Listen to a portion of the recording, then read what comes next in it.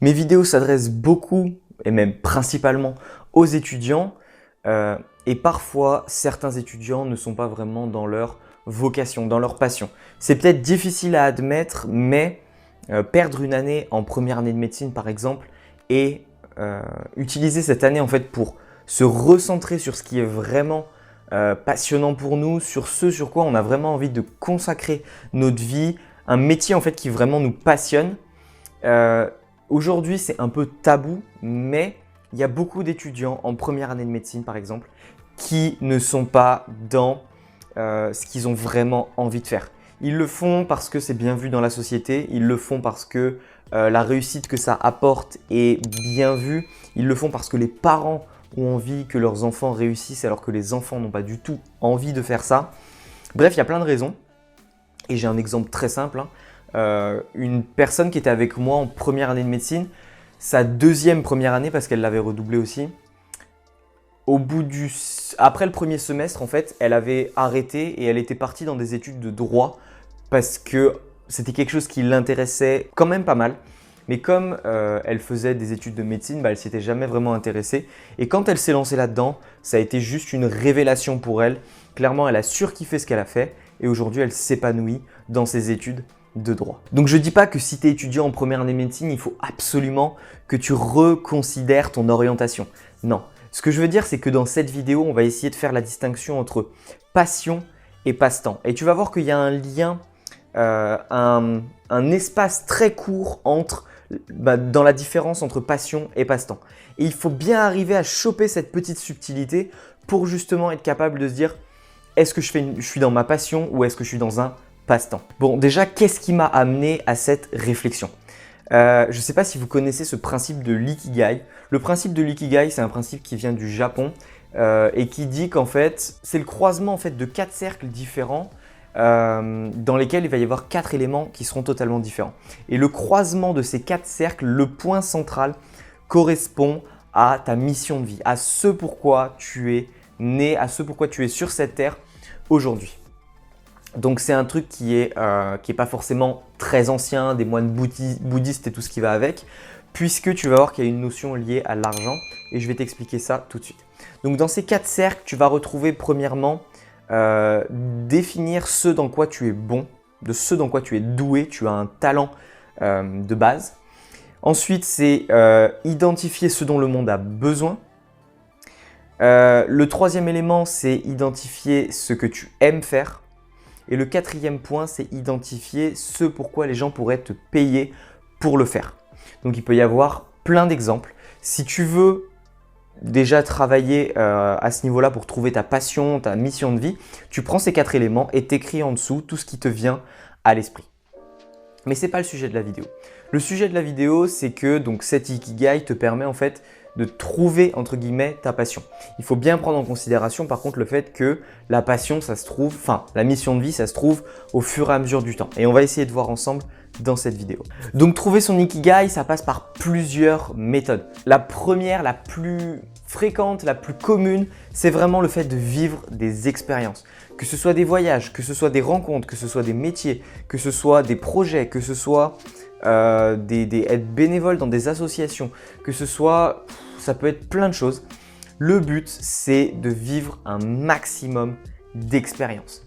Le but en fait au final, c'est de sortir de sa zone de confort, d'aller se découvrir dans des éléments qu'on n'a jamais fait auparavant. Ça peut être des sports, des voyages, tout ce que je vous disais juste avant.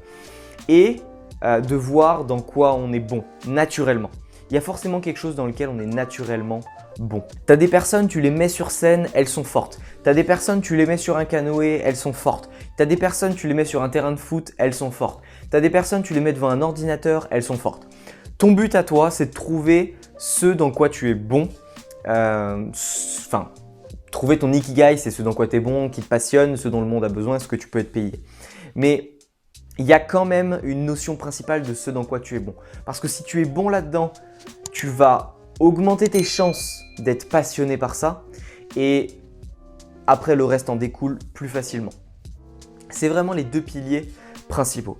Et donc on va en arriver tout de suite à comment faire la différence entre passion et passe-temps, c'est vraiment le plus important. Avant d'aller plus loin, si tu ne me connais pas, je m'appelle Duncan, j'aide les étudiants à réussir leurs études en vous partageant un maximum d'outils de productivité et de développement personnel. Si tu veux avoir plus d'informations, ça se passe en description. Le premier lien pourra te permettre d'accéder aux mails que j'envoie régulièrement à mes abonnés. C'est des mails complémentaires aux vidéos que tu trouveras sur YouTube. Donc si tu veux avoir absolument tout le package, ça se passe en description. Alors, donc la passion, pour commencer, ça se définit un peu comme étant quelque chose que tu pourrais faire tous les jours. Vraiment, c'est quelque chose que tu adores faire tous les jours, ça ne te prend pas la tête. Au final, tu as presque plus d'énergie après l'avoir fait qu'avant d'avoir fait cette activité. Et ça, c'est juste dingue. C'est quelque chose auquel tu penses, pareil, tous les jours. Tous les jours, tu as ton esprit qui pense à ça. Et par conséquent, ça se reflète en fait dans tous les aspects de ta vie. C'est-à-dire que tu vas consulter du contenu lié à cette passion sous toutes ses formes. Ça peut être des vidéos, ça peut être sous forme de sport, ça peut être des discussions, ça peut être des reportages, ça peut être des films, ça peut être, je sais pas, des livres. Tout ce qui peut se rapprocher de cette passion, tu vas vouloir le consommer. Et pendant ta journée, imaginons qu'on va prendre l'exemple le plus simple, le foot. Imaginons que ce soit le foot ta passion. Eh bien, dans la journée, tu vas vouloir en faire, tu vas regarder les résultats de match, tu vas regarder des vidéos, tu vas regarder les matchs à la télé, tu vas te renseigner peut-être sur tes footballeurs préférés sur les réseaux sociaux ou dans les médias. Tout ce qui va être les actualités via le sport ou les sportifs, les footballeurs, ça va t'intéresser de fou. Donc tu vois que vraiment toute ta vie va tourner autour de ça. Et ce qui est le plus important dans la passion, ce qui te permet vraiment de définir si tu es dans une passion ou pas, c'est que tu serais prêt à en faire ton métier. Tu aimes tellement ça que tu n'as pas peur de t'en lasser, que tu n'as pas peur que l'activité en elle-même te lasse et que tu es prêt vraiment à t'y consacrer corps et âme, même plus que n'importe quel autre métier. Et aujourd'hui, alors ça c'est un petit peu un parallèle, mais aujourd'hui on associe beaucoup de travail avec douleur. Sauf que le mieux, et c'est largement possible, c'est d'associer plaisir et passion. Passion et travail plutôt. Et je suis sûr que tu as déjà vu quelqu'un qui s'épanouissait de ouf dans son travail. Eh bien c'est la même chose, c'est possible. Aujourd'hui, il y a peut-être beaucoup de monde qui se déplaît dans son travail, qui tire un peu la gueule, mais toi tu peux changer ça et vivre de ta passion. Et à l'opposé, on va avoir le passe-temps. Un passe-temps, c'est quelque chose que tu aimes faire, que tu fais globalement souvent, peut-être tous les jours, que tu vas consommer sous plusieurs formes aussi. Donc vidéos, discussions, livres, la même chose. Ça t'intéresse tout autant, tu as envie d'en savoir plus. C'est quelque chose auquel tu penses régulièrement, que tu as souvent envie de faire, qui occupe un peu ton esprit. Mais à l'inverse de la passion, tu n'as pas envie d'en faire ton métier. Tu n'as pas envie d'en faire ton métier parce que tu sais qu'il y a quand même un moment où ça te saoule. Il y a quand même un moment où tu as beau y passer plusieurs heures par jour, par semaine, machin. Au bout d'un moment, tu commences un peu de t'en lasser. Tu prends une semaine entre guillemets de repos de cette activité et ça repart. Et c'est ça qui fait la distinction entre passion et passe-temps. C'est que ta passion, tu serais prêt à y consacrer corps et âme tous les jours, non-stop, sans t'arrêter et à ne jamais t'en lasser. Un passe-temps, tu vas plutôt le faire comme une activité qui va te redonner de l'énergie, qui va te permettre en fait de détendre dans les moments peut-être de travail trop intense ou dans les moments de fatigue ou dans les moments de récupération.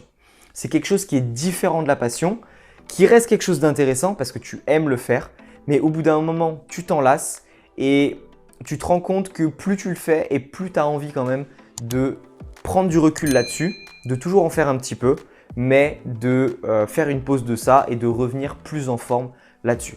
Ta passion, c'est vraiment un truc, c'est non-stop, tu peux ne jamais t'en passer et être comme un fou là-dessus. C'est l'apogée du kiff. Clairement, c'est ça. Pour te donner un exemple tout bête de ma propre vie, quand j'étais petit, je ne savais pas du tout ce que je voulais faire, je ne savais pas forcément non plus ce qui me passionnait, je n'avais pas fait cette distinction entre passion et passe-temps. Et mon père du coup me proposait pas mal d'idées de métier et il voyait que j'aimais bien me balader en montagne. Avec lui, il m'avait proposé de faire guide de haute montagne ou de moyenne montagne, enfin bref, amener les gens en balade dans la montagne. Et clairement, je me suis vite rendu compte qu'en fait, je préférais garder ça comme un passe-temps plutôt qu'en faire mon métier et me dégoûter en fait de ça. Parce que j'avais pas envie d'en faire tous les jours, j'avais pas envie d'en faire tout le temps, mais j'avais envie que quand je le fais, eh ben, ça soit cool, ce soit top et ce soit préparé, ce soit génial. Quand tu en fais ton métier, il faut partir du principe que tu le fais quasiment tous les jours, tu penses à ça, tu vis pour ça, tes réflexions tournent autour de ça. Donc, c'est bien d'arriver à faire cette distinction entre passe-temps et passion. Donc voilà, si cette vidéo t'a plu, si cette réflexion t'a plu, n'hésite pas à mettre un petit commentaire pour me donner ton avis vis-à-vis de ça, à mettre un petit pouce bleu, ça m'aiderait énormément. Et n'oublie pas de t'abonner si tu veux rien manquer des prochaines vidéos. En plus, on est au début du deuxième confinement, donc il va y avoir pas mal de contenu entre les vidéos et les mails que je vais envoyer. Donc si tu veux rien louper, ça se passe juste en dessous. Allez, je te dis à très bientôt pour une prochaine vidéo. C'était D'accord, merci de m'avoir écouté. Ciao.